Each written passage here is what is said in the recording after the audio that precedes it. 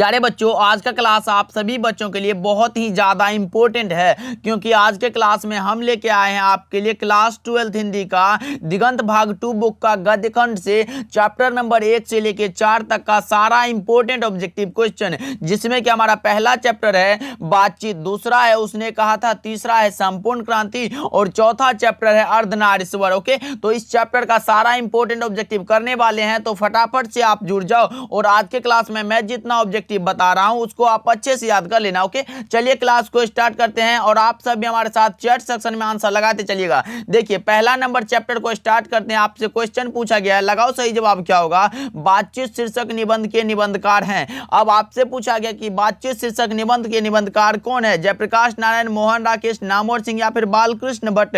तो लगाओ सही जवाब क्या होगा। आप चैट सेक्शन में आंसर लगाते चलो। तो मैं बता दूं, बातचीत शीर्षक निबंध के निबंधकार का नाम है बालकृष्ण भट्ट, जो कि ऑप्शन नंबर डी में दिया गया, बिल्कुल करेक्ट आंसर हो जाएगा। ओके, तो आज क्लास जो है थोड़ा फास्टली होगा, तो मैनेज कर लीजिएगा। ओके, चलिए देखिए, दूसरा नंबर सवाल आपके सामने है, बातचीत किस विधा की रचना है।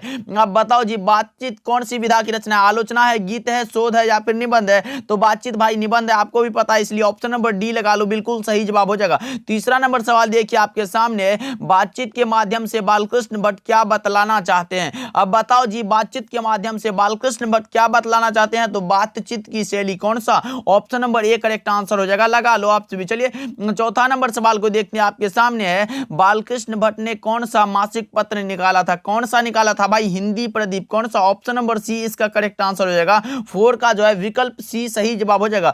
पांचवा नंबर सवाल को देखते हैं, कौन सी रचना बालकृष्ण भट्ट की है। निम्नलिखित में कौन सी रचना है जो बालकृष्ण भट्ट की रचना है। रेल का विकट खेल, कछुआ धर्म, रेणुका या फिर उत्तर प्रियदर्शी। उत्तर प्रियदर्शी ये अज्ञेय की रचना है, रेणुका रामधारी सिंह दिनकर की रचना है, कछुआ धर्म चंद्रधर शर्मा गुलेरी की रचना है, लेकिन रेल का विकट जो खेल है ये जो है बालकृष्ण भट्ट की रचना है, इसलिए option number A correct answer हो जाएगा, याद रखना है आप सभी को। 6 नंबर सवाल देखिए आपके सामने है, कौन सी रचना बालकृष्ण भट्ट की नहीं है। अब बताओ जी, नहीं है पूछा गया है, नूतन ब्रह्मचारी, 100 जान, एक सुजान, सद्भाव का अभाव, ये तीनों रचना बालकृष्ण भट्ट की है, लेकिन परीक्षा गुरु कहां से आ गया जो कि बालकृष्ण भट्ट की रचना नहीं है, option number D correct answer हो जाएगा। 7 नंबर सवाल देखिए, संयोगिता स्वयंवर रचना है, किसकी रचना है भाई। संयोगिता स्वयंवर जो है रचना है श्रीनिवास दास की, किसकी, श्रीनिवास दास की, option number C correct answer हो जाएगा, याद रखना आप सभी को।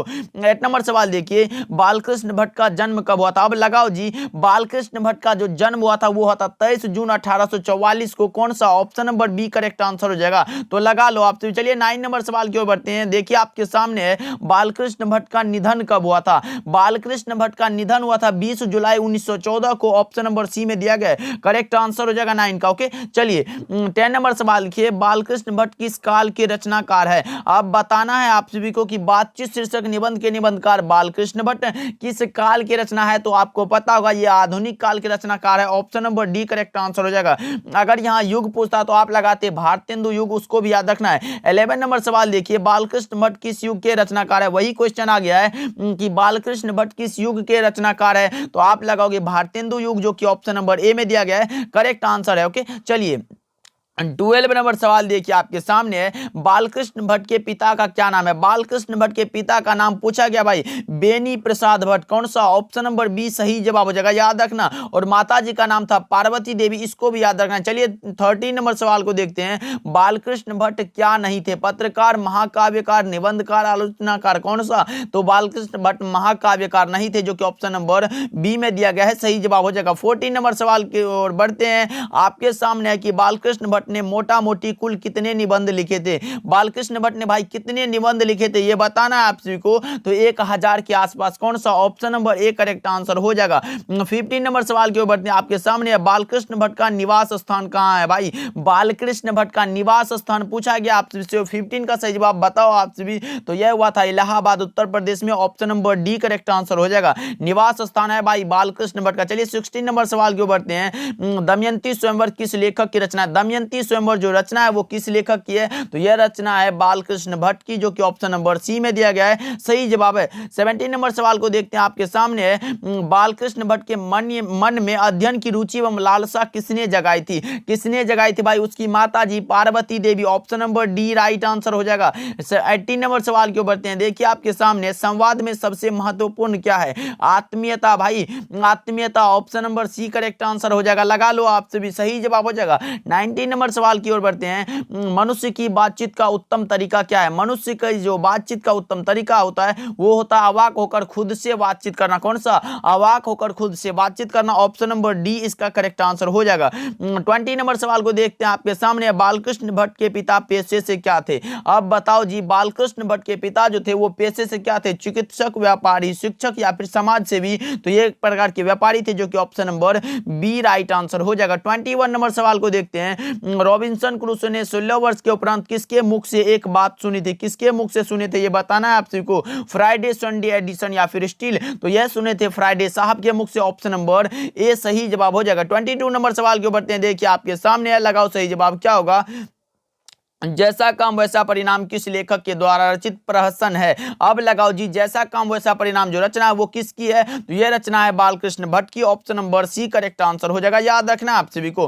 23 नंबर सवाल को देखते हैं आपके सामने है। बातचीत शीर्षक निबंध के अनुसार क्या? बातचीत शीर्षक निबंध के अनुसार जो कुछ मवाद या धुआं जमा रहता है वह भाप बनकर निकल पड़ता है। कैसे? बहस करके, झगड़ा करके, बातचीत के जरिए या फिर हंसने से। तो आपको भी पता होगा ये बातचीत के जरिए निकलता है, जो कि ऑप्शन नंबर सी में दिया गया है, बिल्कुल सही जवाब हो जाएगा। 24 नंबर सवाल को देखते हैं। वाद विवाद संवाद क्या है? वाद विवाद संवाद जो रचना है वो क्या है? तो यह है आलोचनात्मक निबंधों की पुस्तक। क्या? आलोचनात्मक निबंधों की पुस्तक, जो कि ऑप्शन नंबर ए में दिया गया है, बिल्कुल सही जवाब हो जाएगा। याद रखना है आप सभी को। 25 नंबर सवाल क्यों बढ़ते हैं। बालकृष्ण भट्ट की माता जी का क्या नाम था? मां का नाम था पार्वती देवी, अभी तो मैंने बता चुका है कि पार्वती देवी, और पिताजी का नाम था बेनी प्रसाद भट्ट, इसको भी याद रखना है। 26 नंबर सवाल क्यों बढ़ते हैं, देखिए आपके सामने बालकृष्ण भट्ट ने प्रयाग के मिशन स्कूल से एंट्रेंस की परीक्षा कब दी थी? बालकृष्ण भट्ट ने प्रयाग के मिशन स्कूल से एंट्रेंस की परीक्षा कब दी थी भाई? लगाओ सही जवाब क्या होगा 26 का। तो यह दिया था 1867 में, option number C right answer हो जाएगा। 27 नंबर सवाल को देखते हैं। नूतन ब्रह्मचारी क्या है? नूतन ब्रह्मचारी जो रचना है वो क्या है भाई? तो यह बालकृष्ण भट्ट के द्वारा रचित एक प्रकार का उपन्यास है, जो कि ऑप्शन नंबर ए में दिया गया है, राइट आंसर हो जाएगा। 28 नंबर सवाल क्यों बढ़ते हैं। बालकृष्ण भट्ट का प्रहसन कौन सा है भाई? 3 गो प्रहसन था, कौन कौन? जैसा काम वैसा परिणाम, नई रोशनी का विष और आचार विडंबन, जो कि ऑप्शन नंबर डी में दिया गया है, इनमें से सभी हो जाएगा। 29 नंबर सवाल क्यों बढ़ते हैं। किसने कहा है कि बोलने से ही मनुष्य के रूप का साक्षात्कार होता है? अब लगाओ जी, बोलने से ही मनुष्य के सही रूप का पता चल पाता है, ये किसने कहा था? बेन जॉनसन साहब ने कहा था, जो कि ऑप्शन नंबर ए में दिया गया है, बिल्कुल सही विकल्प है। ओके, चलिए 30 नंबर सवाल क्यों बढ़ते हैं, देखिए आपके सामने। किसने कहा है कि असल बातचीत सिर्फ 2 व्यक्तियों के बीच हो सकती है? असल बातचीत सिर्फ 2 व्यक्तियों के बीच हो सकती है, यह कहा था एडिसन ने, जो कि ऑप्शन नंबर ए में दिया गया है, राइट आंसर हो जाएगा। ओके, तो चलिए बातचीत चैप्टर से हमने 30 ऑब्जेक्टिव को लिया था, जो हमारा कंप्लीट हो चुका है। अब हमारा स्टार्ट होगा दूसरा चैप्टर, जिसका नाम है उसने कहा था क्या? उसने कहा था चैप्टर का ऑब्जेक्टिव हम लोग स्टार्ट करते हैं। अभी तक आप लोगों ने क्लास को लाइक नहीं किया तो जरूर से करिएगा भाई, क्योंकि थोड़ा पीडीएफ बनाने में मेहनत लगता है। थोड़ा मोटिवेट करो भाई, क्लास को लाइक करो, अपने दोस्तों के पास दबा के शेयर करो। देखिए पहला नंबर सवाल आपके सामने है इस चैप्टर से। उसने कहा था कहानी के लेखक कौन है? अब आपसे पूछा गया है यह जो चैप्टर है उसने कहा था, इसके कहानी के लेखक कौन है? भगत सिंह, बालकृष्ण भट्ट, चंद्रधर शर्मा गुलेरी या फिर उदय प्रकाश? तो मैं बता दूं, उसने कहा था कहानी के लेखक का नाम है Chandradhar Sharma Guleri, option number C correct answer हो जाएगा। दूसरा नंबर सवाल देखिए आपके सामने है। उसने कहा था पाठ की कौन सी विधा है? क्या है भाई? कहानी है, निबंध है, कांस्य है या फिर कविता है? तो उसने कहा था एक प्रकार का कहानी है, और इसके चंद्रधर शर्मा गुलेरी जी कहानीकार है, ऑप्शन नंबर ए इसका राइट आंसर हो जाएगा। 3 नंबर सवाल की ओर बढ़ते हैं। चंद्रधर शर्मा गुलेरी के पिता का क्या नाम था? पिताजी का नाम था भाई पंडित शिवराम, कौन सा? ऑप्शन नंबर ए इसका राइट आंसर हो जाएगा। 4th नंबर सवाल की ओर बढ़ते हैं। देखिए आपके सामने है बुद्धू का कांटा किसकी रचना है? बुद्धू का कांटा जो रचना है वो है चंद्रधर शर्मा गुलेरी की, option number B right answer हो जाएगा। भाई बहुत ही ज्यादा इंपॉर्टेंट क्वेश्चन है ये, ओके, याद रखना है आप सभी को। पांचवा नंबर सवाल देखिए, चंद्रधर शर्मा गुलेरी किस सदी के प्रमुख लेखक थे? चंद्रधर शर्मा गुलेरी भाई किस सदी के थे? 15वीं सदी, 16वीं सदी, 19वीं सदी या फिर 20वीं सदी? तो मैं बता दूं, चंद्रधर शर्मा गुलेरी 20वीं सदी के महान लेखक थे, जो कि ऑप्शन नंबर डी में दिया गया है, बिल्कुल राइट आंसर हो जाएगा। 6 नंबर सवाल की ओर बढ़ते हैं। देखिए आपके सामने है, निम्न में कौन सी रचना गुलेरी जी की नहीं है? निम्नलिखित में कौन सी रचना है जो चंद्रधर शर्मा गुलेरी द्वारा रचित नहीं है? सुखमय जीवन ये तो है, बुद्धू का कांटा ये भी है, उसने कहा था ये भी है, लेकिन हारे को हरिनाम ये नहीं है। ऑप्शन नंबर डी इसका करेक्ट आंसर हो जाएगा। 7 नंबर सवाल की ओर बढ़ते हैं। उसने कहा था कहानियां, कैसी कहानियां भाई? अब लगाओ सही जवाब क्या होगा। उसने कहा था जो कहानी है वो कैसी कहानी है? युद्ध की कहानी, दिव्य प्रेम की कहानी, प्रेम पर बलिदान होने की कहानी, या फिर इनमें से सभी? तो आप लगा सकते हो इनमें से सभी, जो कि ऑप्शन नंबर डी में दिया गया, करेक्ट आंसर हो जाएगा। 8 नंबर सवाल की ओर बढ़ते हैं। देखिए आपके सामने, उसने कहा था कहानी के नायक कौन है? नायक का नाम पूछा गया, लहना सिंह, बोधा सिंह, वजीरा सिंह या फिर हजारा सिंह? तो उसने कहा था कहानी के नायक का नाम है कौन सा? लहना Singh. Option number A correct answer हो जाएगा, याद रखना है आप सभी को।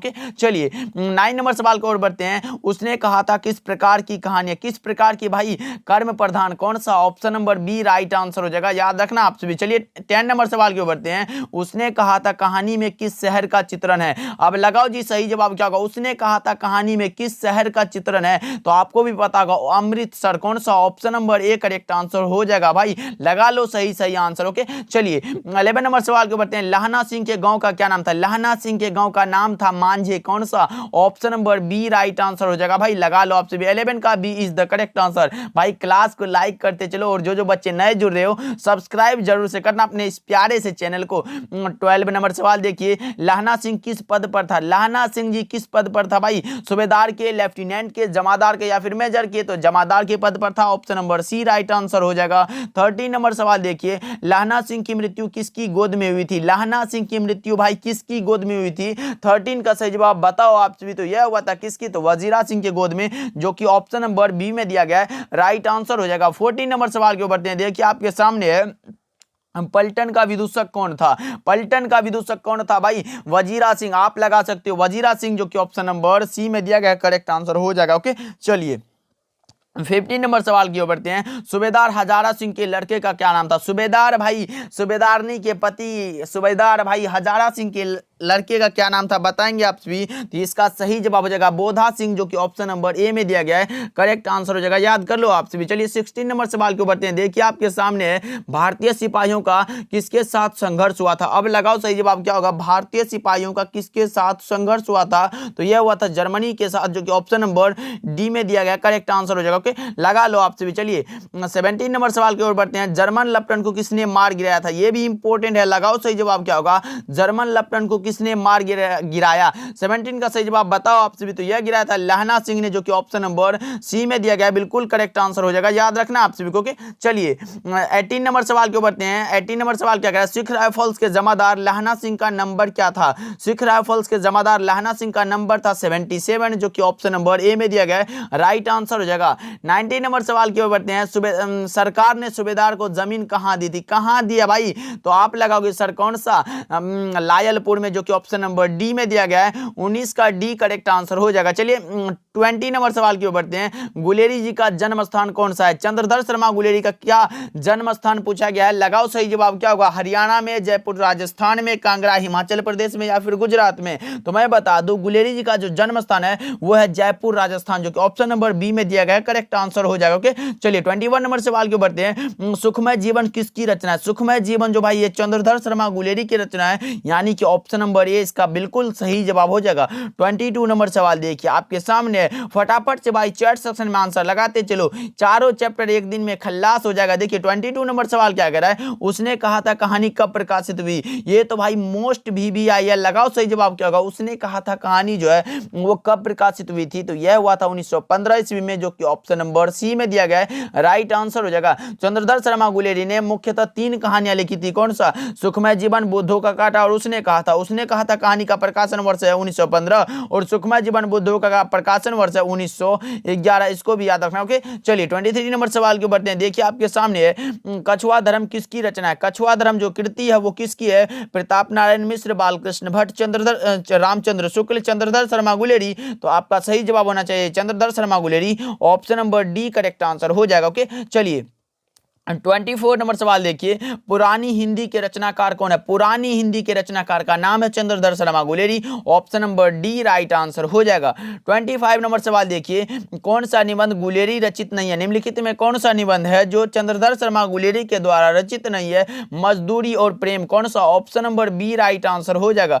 26 नंबर सवाल देखिए, कुड़माई का क्या अर्थ होता है? बताओ जी। लहना सिंह जो उस लड़की से पूछता था तेरी कुड़माई हो गई, कुड़माई का अर्थ होता है मंगनी। कौन सा? Option number A correct answer हो जाएगा। 27 नंबर सवाल की ओर बढ़ते हैं। बोधा सिंह कौन था? बोधा कौन था भाई? लगाओ सही जवाब क्या होगा? बोधा था सूबेदार हजारा सिंह का बेटा। कौन सा? Option number D right answer हो जाएगा 27 का। 28 नंबर सवाल की ओर बढ़ते हैं। देखिए, चंद्रधर शर्मा गुलेरी की कहानी कौन सी है? निम्नलिखित में कौन सी कहानी है जो चंद्रधर शर्मा गुलेरी के द्वारा रचित है? जूठन जो है ये ओम प्रकाश वाल्मीकि की रचना है। रोज जो है ये किसकी? तो अज्ञे की रचना है। उसने कहा था जो कि चंद्रधर शर्मा गुलेरी के द्वारा रचित है, जो कि ऑप्शन नंबर सी में दिया गया है। राइट आंसर हो जाएगा। 29 नंबर सवाल देखिए आपके सामने, लगाओ सही जवाब क्या होगा? कौन सी कहानी चंद्रधर शर्मा गुलेरी की लिखी हुई नहीं है? नहीं है पूछा गया है। सुखमय जीवन ये तो है, बुद्धों का कांटा ये भी है, उसने कहा था ये भी है, लेकिन कफन नहीं है। Option number D right answer हो जाएगा। 30 नंबर सवाल क्यों बढ़ते हैं। गुलेरी जी किस गांव के मूल निवासी थे? मूल निवासी थे भाई Guler Kangra Himachal Pradesh. Option number B right answer हो जाएगा। 31 नंबर सवाल को देखते हैं। हिंदी कहानी के विकास में मील का पत्थर कौन सी कहानी मानी जाती है? ये तो भाई अब की बार ही पूछा गया। लगाओ सही जवाब क्या होगा? हिंदी कहानी के विकास में मील का पत्थर जो है वो माना जाता है, उसने कहा था कहानी जो कि चंद्रधर शर्मा गुलेरी के द्वारा रचित है। ऑप्शन नंबर ए राइट आंसर हो जाएगा। 32 नंबर सवाल देखिए, तेरी कुड़माई हो गई किस कहानी से संबंध है? तेरी कुड़माई हो गई भाई उसने कहा था कहानी से संबंध है। Option number B right answer हो जाएगा। 33 नंबर सवाल देखिए, चंद्रधर शर्मा गुलेरी का जन्म कब हुआ था? जन्म पूछा गया भाई, लगाओ सही जवाब क्या होगा? 7 जुलाई 1883, 8 जुलाई 1884, 9 जुलाई 1885 या फिर 10 जुलाई 1886। तो यह हुआ था 7 जुलाई 1883। ऑप्शन नंबर ए राइट आंसर हो जाएगा। ओके चलिए 34 नंबर सवाल की ओर बढ़ते हैं। चंद्रधर शर्मा गुलेरी का निधन कब हुआ था? निधन यानी कि मृत्यु पूछा गया है। तो चंद्रधर शर्मा गुलेरी का निधन हुआ था 12 सितंबर 1922 को, जो कि ऑप्शन नंबर बी में दिया गया है। सही जवाब हो जाएगा। 35 नंबर सवाल देखिए आपके सामने है। चंद्रधर शर्मा गुलेरी किसके अभिभावक बनकर मेयो कॉलेज अजमेर में आए? किसके अभिभावक बनकर भाई? लगाओ सही जवाब क्या होगा? तो यह आए थे खेतरी के नाबालिग राजा जयसिंह के अभिभावक बनकर। Option number C right answer हो जाएगा। याद रखना आप सभी को। तो चलिए, उसने कहा था कहानी का चैप्टर का हम ऑब्जेक्टिव कंप्लीट कर दिए। अब आता है हमारा तीसरा चैप्टर जिसका नाम है संपूर्ण क्रांति। देखिए आपके सामने है तीसरा चैप्टर है संपूर्ण क्रांति। चैप्टर का अब हम लोग ऑब्जेक्टिव स्टार्ट कर रहे हैं, तो फटाफट से आप लगाते चलो आंसर। देखिए क्या कह रहा है, पहला क्वेश्चन है कि संपूर्ण क्रांति पाठ क्या है? कहानी है, एकांकी है, भाषण है या फिर निबंध है? तो यह एक प्रकार का भाषण है जो कि जयप्रकाश नारायण के द्वारा दिया गया। Option number C right answer हो जाएगा। दूसरा नंबर सवाल देखिए, संपूर्ण क्रांति की रचनाकार कौन है? संपूर्ण क्रांति भाई पाठ की रचनाकार का नाम है जयप्रकाश नारायण, यानी कि ऑप्शन नंबर सी इसका बिल्कुल ही सही जवाब हो जाएगा। ओके चलिए तीसरा नंबर सवाल की ओर बढ़ते हैं। जयप्रकाश नारायण का जन्म कहां हुआ था? जयप्रकाश नारायण लोकनायक जयप्रकाश नारायण का जो जन्म हुआ था वो था सिताबदियारा। कौन सा? ऑप्शन नंबर बी में दिया गया है। राइट आंसर हो जाएगा। ओके चलिए फोर्थ नंबर सवाल की ओर बढ़ते हैं। जयप्रकाश नारायण को किसका दलाल कहा गया है? अब बताओ जी, जयप्रकाश नारायण को, लोकनायक जयप्रकाश नारायण को किसका दलाल कहा गया है? तो यह कहा गया अमेरिका का, जो कि ऑप्शन नंबर डी में दिया गया है। राइट आंसर हो जाएगा। पांचवा नंबर सवाल की ओर बढ़ते हैं। किस अस्पताल में दिनकर का निधन हुआ था? भाई किस अस्पताल में? तो विलिंगडन नर्सिंग होम में, यानी कि ऑप्शन नंबर डी इसका सही जवाब होने वाला है। ओके चलिए 6 नंबर सवाल की ओर बढ़ते हैं। देखिए आपके सामने है कि जयप्रकाश नारायण के स्वास्थ्य पर निगरानी रखने वाले डॉक्टर का क्या नाम था? डॉक्टर का नाम था कौन सा? डॉक्टर रहमान, जो कि ऑप्शन नंबर ए में दिया गया है। सही जवाब है। ओके चलिए फटाफट से भाई याद करते चलो, फास्टली क्लास हो रही है, बस टेंशन नहीं लेने का, याद करते चलो आप सभी। जयप्रकाश नारायण को किसका भाषण सुनकर अमेरिका जाने की प्रेरणा मिली थी? जयप्रकाश नारायण को किसका भाषण सुनकर अमेरिका जाने की प्रेरणा मिली थी? तो यह मिला था स्वामी सत्यदेव की भाषण को सुनकर, जो कि ऑप्शन नंबर बी में दिया गया है। राइट आंसर हो जाएगा। 8 नंबर सवाल देखिए, जयप्रकाश नारायण के बचपन का क्या नाम था? लो जी, जयप्रकाश नारायण के बचपन का जो नाम था वो था बाउल। कौन सा? Option number D correct answer हो जाएगा। 9 नंबर सवाल के बढ़ते हैं। देखिए आपके सामने है जयप्रकाश नारायण का निधन कब हुआ था? जयप्रकाश का निधन कब हुआ था भाई? लगाओ सही जवाब क्या होगा? 8 अक्टूबर 1979। निधन मतलब मृत्यु, 8 अक्टूबर 1979। Option number B right answer हो जाएगा भाई। लगा लो 9 का B is the correct answer. Okay चलिए 10 नंबर सवाल क्यों बढ़ते हैं। फ्री प्रेस के मालिक कौन थे? फ्री प्रेस के मालिक थे Sadanand ji. Option number C right answer हो जाएगा। 11 नंबर सवाल क्यों बढ़ते हैं। ब्रेन ऑफ बॉम्बे किसे कहा जाता था? ब्रेन ऑफ बॉम्बे जो कहा जाता था वो कहा जाता था उमाशंकर दीक्षित को, यानी कि ऑप्शन नंबर ए सही जवाब हो जाएगा। 12 नंबर सवाल क्यों बढ़ते हैं। देखिए आपके सामने है जयप्रकाश नारायण ने आईएससी की परीक्षा कहां से पास की? जयप्रकाश नारायण ने, लोकनायक जयप्रकाश नारायण ने आईएससी की परीक्षा कहां से पास की थी? तो यह क्या था? बिहार विद्यापीठ से, यानी कि option number D correct answer हो जाएगा। 13 नंबर सवाल देखिए लेनिन की मृत्यु कब हुई थी? लेनिन की मृत्यु हुई थी भाई 1924 में। कब? 1924 में, यानी कि option number D correct answer हो जाएगा। 14 नंबर सवाल देखिए जयप्रकाश नारायण मार्क्सवादी कब बने थे? जयप्रकाश नारायण, लोकनायक जयप्रकाश नारायण मार्क्सवादी बने थे 1924 में, यानी कि ऑप्शन नंबर डी सही जवाब है। ओके चलिए 15 नंबर सवाल देखिए फणीश्वर नाथ रेणु की पुस्तक कौन सी है? फणीश्वर नाथ रेणु की जो पुस्तक है वो है मैला आंचल, यानी कि ऑप्शन नंबर डी इसका भी सही जवाब हो जाएगा। 16 नंबर सवाल क्यों बढ़ते हैं। 1974 में बिहार प्रदेश के मुख्यमंत्री कौन थे? अब्दुल गफूर भाई कहां है? कौन सा ऑप्शन में है? Abdul Gafoor option number B में दिया गया है, राइट आंसर हो जाएगा। 17 नंबर सवाल देखिए किसे लोकनायक के नाम से जाना जाता है? लोकनायक के नाम से जो जाने जाते हैं जयप्रकाश नारायण, यानी कि ऑप्शन नंबर बी सही जवाब हो जाएगा। 18 नंबर सवाल देखिए आपके सामने है जयप्रकाश नारायण का जन्म कब हुआ था? 11 अक्टूबर 1902 और 8 अक्टूबर 1979 को इसका निधन हुआ था। दोनों को याद रखना है भाई, बहुत ही ज्यादा इंपॉर्टेंट है। 19 नंबर सवाल देखिए आपके सामने जयप्रकाश नारायण की पत्नी का क्या नाम था?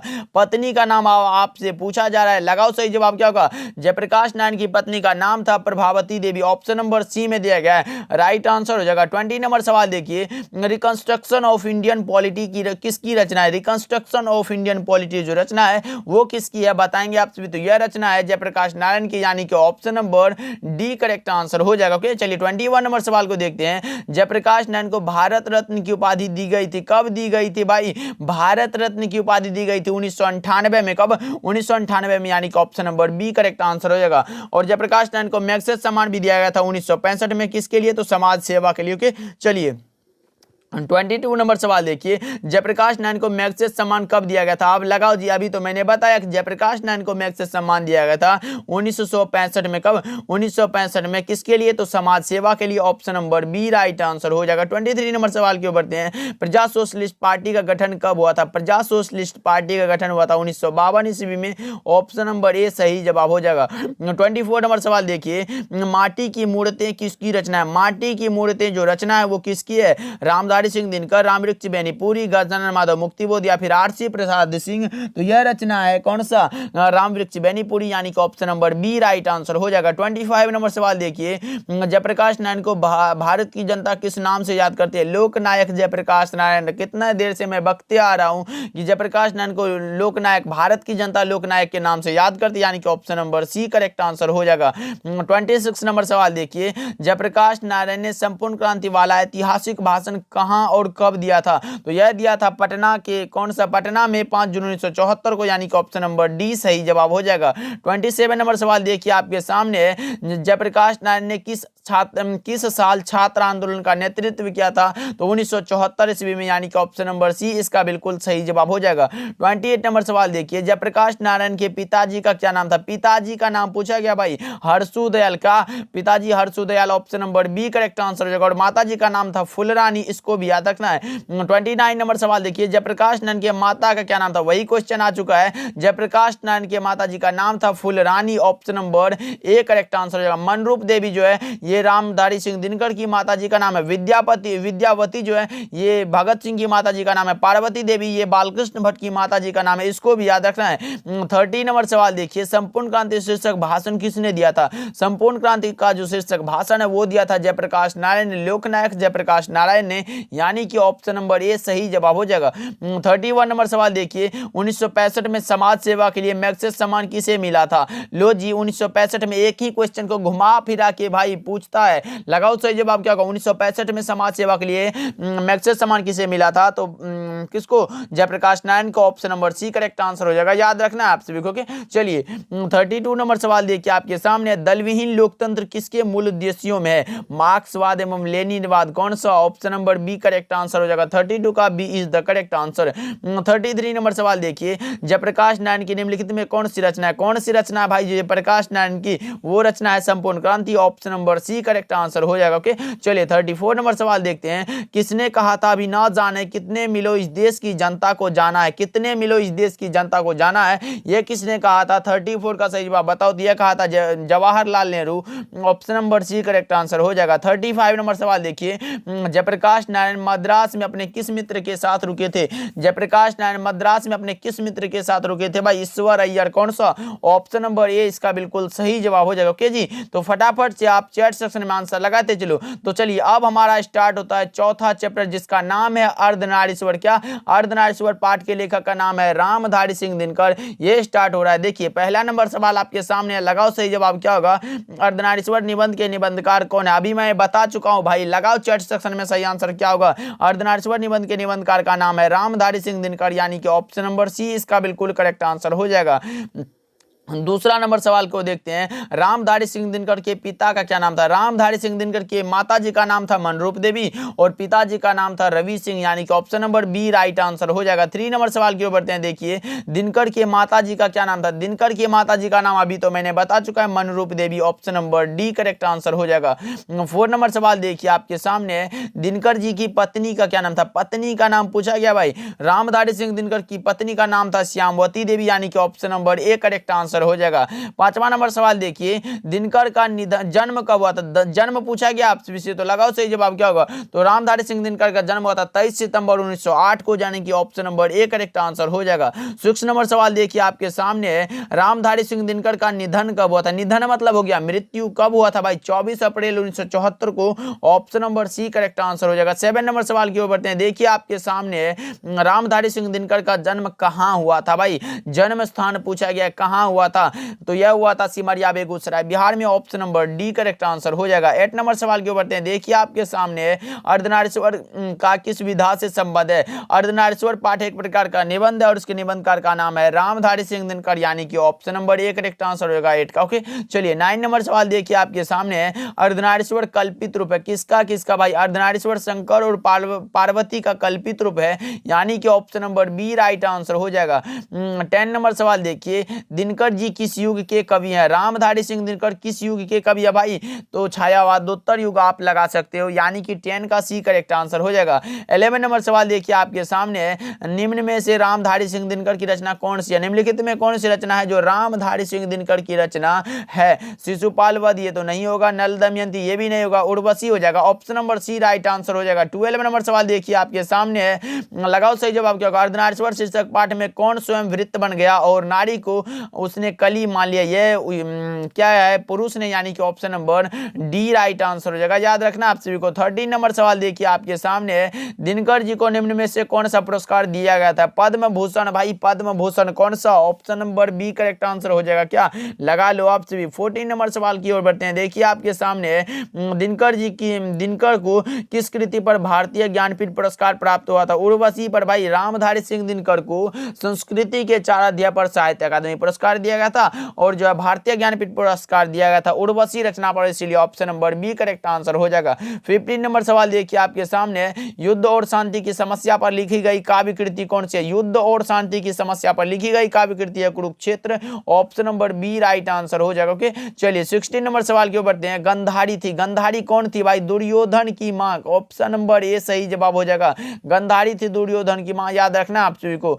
17 नंबर सवाल देखिए, प्रेमचंद थे, प्रेमचंद क्या थे? गीतकार, कथाकार, फिल्मकार या फिर संगीतकार? तो प्रेमचंद जी कथाकार थे, क्या कथाकार, यानी कि option number B right answer हो जाएगा। 18 नंबर सवाल देखिए, संस्कृति के 4 अध्याय किसकी रचना? संस्कृति के 4 अध्याय भाई रामधारी सिंह दिनकर की है। संस्कृति के 4 अध्याय रचना पर रामधारी सिंह दिनकर को साहित्य अकादमी का पुरस्कार दिया गया था। Option number D correct answer हो जाएगा। ओके, चलिए 19 नंबर सवाल की ओर बढ़ते हैं। देखिए, निम्नलिखित में कौन सी दिनकर जी की लिखी हुई है? निम्नलिखित में कौन सी रचना है जो दिनकर जी की लिखी हुई है? शुद्ध कविता की खोज, पुनर्नवा, स्मृति की रेखाएं, कविता के नए प्रमाण। ऑप्शन बी सी डी नहीं होगा, option number A correct answer होगा। शुद्ध कविता की खोज रामधारी सिंह दिनकर की रचना है। 20 नंबर सवाल देखिए आपके सामने है। नर और नारी एक ही द्रव्य की ढली दो प्रतिमाएं हैं, यह पंक्ति किस शीर्षक पाठ की है? नर और नारी भाई कौन सा? Option number C correct answer होगा, अर्धनारीश्वर से लिया गया है। 21 नंबर सवाल देखिए, दिनकर को किस गद्य पुस्तक पर साहित्य अकादमी का पुरस्कार दिया गया था? दिनकर को भाई किस पुस्तक पर? तो यह दिया गया था संस्कृति के 4 अध्याय पर साहित्य अकादमी पुरस्कार, जो कि option number B correct answer होगा। 22 नंबर सवाल, अर्धनारीश्वर का अर्थ क्या होता है? अर्धनारीश्वर भाई यानी कि आधा नारी और आधा पुरुष, यानी कि option number C right answer हो जाएगा। 23 नंबर सवाल देखिए, कामिनी तो अपने साथ डैश डैश डैश की शांति लाती है, यामिनी की शांति लाती है भाई, option number C right answer हो जाएगा। ओके, चलिए 24 नंबर सवाल देखिए आपके सामने है। जिस पुरुष में नारीत्व नहीं डैश डैश डैश, क्या भाई अपूर्ण है? Option number B correct answer होगा, जिस पुरुष में नारीत्व नहीं अपूर्ण है। 25 नंबर सवाल देखिए आपके सामने, अर्धनारीश्वर में किस गुण का समन्वय है? अर्धनारीश्वर भाई यानी कि पुरुष और नारी दोनों की, option number C correct answer हो जाएगा। 26 नंबर सवाल देखिए आपके सामने है। दिनकर जी की पहली काव्य पुस्तक कौन सी है? निम्नलिखित में कौन सी रचना है जो दिनकर जी की पहली काव्य पुस्तक है? कुरुक्षेत्र, हुंकार, रसवंती या फिर प्रणभंग? आप लगा लो Pranbhang, option number D correct answer हो जाएगा। 27 नंबर सवाल देखिए, अर्धनारीश्वर शंकर और पार्वती का किस प्रकार का रूप है? कल्पित रूप है भाई, कितने दिनों से बता रहा हूं, अर्धनारीश्वर शंकर और पार्वती का कल्पित रूप है, option number B right answer हो जाएगा। 28 नंबर सवाल देखिए आपके सामने है। दिनकर जी की पहली कविता पुस्तक किस पत्रिका में प्रकाशित हुई थी? दिनकर जी की पहली कविता किस पत्रिका में प्रकाशित हुई थी? तो यह हुआ था छात्र सहोदर में, ऑप्शन नंबर ए राइट आंसर हो जाएगा। 29 नंबर सवाल देखिए, दिनकर जी के अनुसार क्या? दिनकर जी के अनुसार यदि पति विचार है तो पत्नी क्या है भाई? दिनकर जी के अनुसार अगर यदि पत्नी विचार है, पति विचार है, तो पत्नी क्या होगा भाई? बुद्धि, समझ, भावना, या फिर इनमें से कोई नहीं तो यह हो जाएगा भावना, option number C right answer हो जाएगा। 30 नंबर सवाल देखिए, किसने अपने जीवन के अंतिम दिनों में नारीत्व की साधना की थी? महात्मा गांधी। कौन सा भाई? Option number A correct answer हो जाएगा, लगा लो ऑप्शन। ओके, चलिए तो इस चैप्टर से मैंने लाया था 30 ऑब्जेक्टिव जो कि कंप्लीट हो चुका है। तो आज हम लोगों का हुआ 4 चैप्टर कंप्लीट। कौन कौन सा? बातचीत, उसने कहा था, संपूर्ण क्रांति और अर्धनारीश्वर पाठ का। अगर आप लोगों को इसका पीडीएफ चाहिए तो आप इस चैनल को सब्सक्राइब जरूर करना और ऑल नोटिफिकेशन को ऑन करना, और टेलीग्राम पर जाके सर्च करना विद्या आनंद, वहीं पर इसका जो है पीडीएफ सेंड कर देंगे, जाकर देख लेना आप सभी। ओके, मिलते हैं अगले इंपॉर्टेंट क्लास के साथ। वीडियो को लाइक जरूर करना भाई, और अपने दोस्तों के पास शेयर भी करना। मिलते हैं अगली क्लास में।